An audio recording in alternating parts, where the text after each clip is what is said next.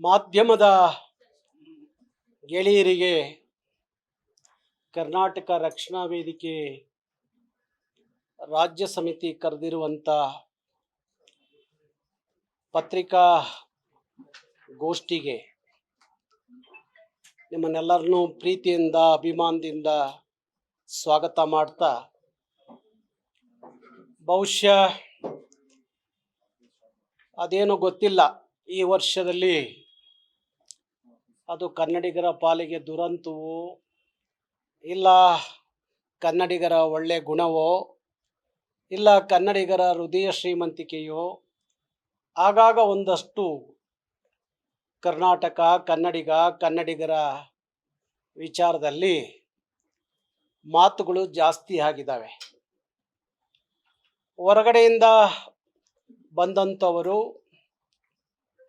ಇತ್ತೀಚಿನ ದಿನಗಳಲ್ಲಿ ತಾವೆಲ್ಲ ಗಮನಿಸಿದ್ದೀರಿ, ಕರ್ನಾಟಕದ ಬಗ್ಗೆ ಮಾತಾಡುವಂಥದ್ದು, ಕನ್ನಡದ ಬಗ್ಗೆ ಮಾತಾಡುವಂಥದ್ದು ಇವೆಲ್ಲ ಕರ್ನಾಟಕದ ವಿರುದ್ಧವಾಗಿ ಮಾತುಗಳನ್ನ ಆಡೋದನ್ನ ಗಮನಿಸಿದ್ದೀರಿ.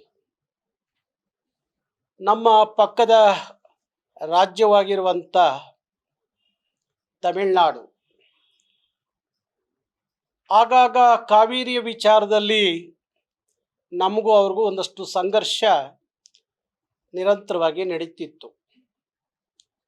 ಇತ್ತೀಚೆಗೆ ಆ ಸಂಘರ್ಷಕ್ಕೆ ಒಂದು ಅಂತ್ಯ ಕಾಣಬೇಕು ಅನ್ನೋಕ್ಕೋಸ್ಕರ ಈ ದ್ರಾವಿಡ ರಾಜ್ಯಗಳ ಪ್ರಾದೇಶಿಕ ರಾಜ್ಯಗಳ ವಿಚಾರಗಳಲ್ಲಿ ನಾನೊಂದಷ್ಟು ಎಲ್ಲರ ಜೊತೆಯಲ್ಲಿ ಮಾತಾಡಿ, ನಾವೆಲ್ಲ ದ್ರಾವಿಡ ರಾಜ್ಯದ ಭಾಷೆಗಳೇನಿದ್ದಾವೆ, ದ್ರಾವಿಡ ಭಾಷೆಗಳು ತೆಲುಗು, ತಮಿಳು, ಕನ್ನಡ, ಮಲಯಾಳಂ ಇವೆಲ್ಲ ಭಾಷೆಗಳು ನಾವು ಒಟ್ಟಾರೆ ಯಾವ ಉತ್ತರದ ಹಿಂದಿಯ ದಬ್ಬಾಳಿಕೆ ಏರಿಕೆ ನಮ್ಮ ಭಾಷೆಗಳ ಮೇಲೆ ಆಗ್ತಾ ಇದೆ, ಅದರ ವಿರುದ್ಧ ನಾವೆಲ್ಲ ಒಟ್ಟಿಗೆ ಹಿಂದಿಯ ವಿರುದ್ಧ ಪ್ರತಿಭಟಿಸಬೇಕು, ಹಿಂದಿಯ ವಿರುದ್ಧ ಮಾತಾಡಬೇಕು ಅಂತ ಹೇಳಿ ನಾನು ಅನೇಕ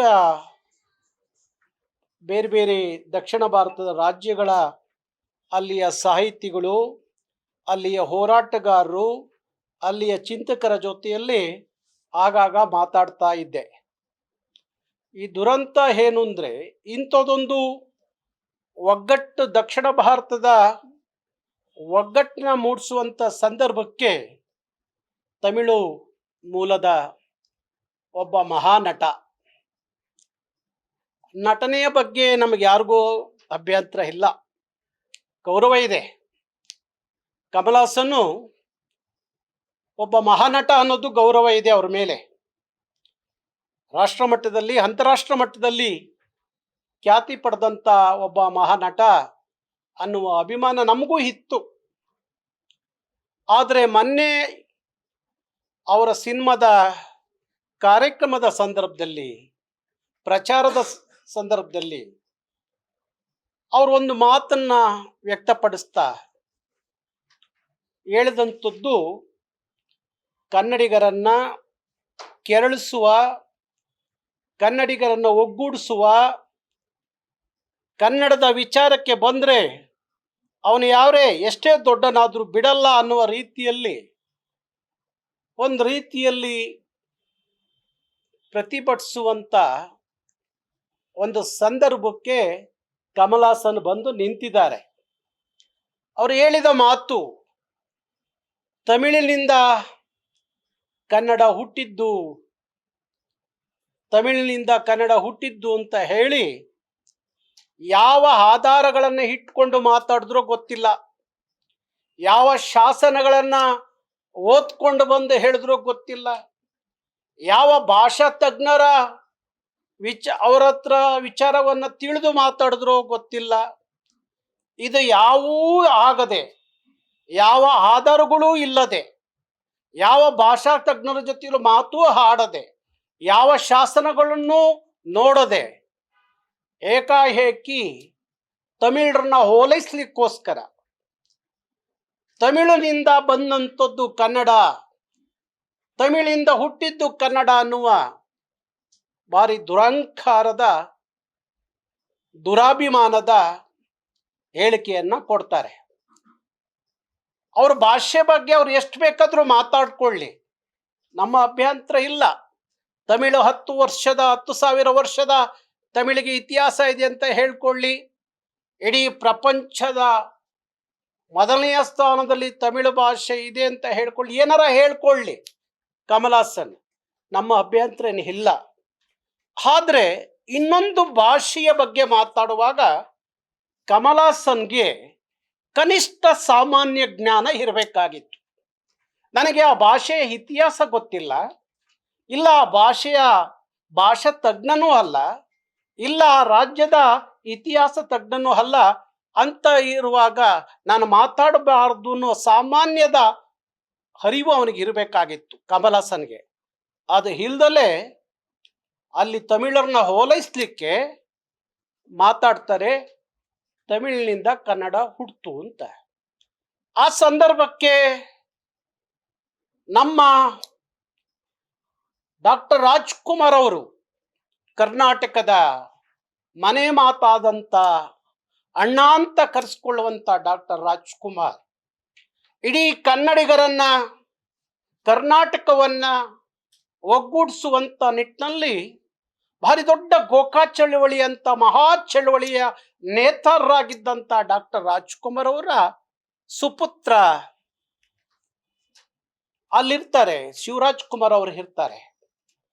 ಅವರಲ್ಲಿ ಪ್ರತಿಕ್ರಿಯಿಸಬಹುದಾಗಿತ್ತು, ಹೇಳಬಹುದಾಯಿತು, ಕಮಲ್ ಹಾಸನ್ ಅವರೇ ನೀವು ಸುಳ್ಳು ಹೇಳ್ತಾ ಇದ್ದೀರಾ, ಪೊಳ್ಳು ಮಾತಾಡ್ತಾ ಇದ್ದೀರಾ, ತಮಿಳಿನಿಂದ ಬಂದಂಥದ್ದು ಕನ್ನಡ ಅಲ್ಲ, ಇಲ್ಲ ಇನ್ಯಾವುದೋ ಭಾಷೆಯಿಂದ ಬಂದಿದ್ದು ಕನ್ನಡ ಅಲ್ಲ, ಕನ್ನಡಕ್ಕೆ ತನ್ನದೇ ಆದಂಥ ಸ್ವಂತಿಕೆ ಇದೆ, ಇತಿಹಾಸ ಇದೆ, ಪದಕೋಶ ಇದೆ, ವ್ಯಾಕರಣ ಇದೆ, ಎಲ್ಲವೂ ಇರುವಂಥದ್ದು, ಲಿಪಿ ಇದೆ, ಅಗಾಧವಾದಂಥ ಸ್ವಂತ ಲಿಪಿ ಇದೆ, ಇಡೀ ವಿಶ್ವದ ಲಿಪಿಗಳ ರಾಣಿ ಅಂತ ಕರೆಸ್ಕೊಂಡಂಥ ಲಿಪಿ ಕನ್ನಡ, ನಿಮ್ಮ ತಮಿಳು ಅಲ್ಲ ಅನ್ನೋದು ಹೇಳಬೇಕಾಗಿತ್ತು ಶಿವರಾಜ್ ಕುಮಾರ್ ಅವರು.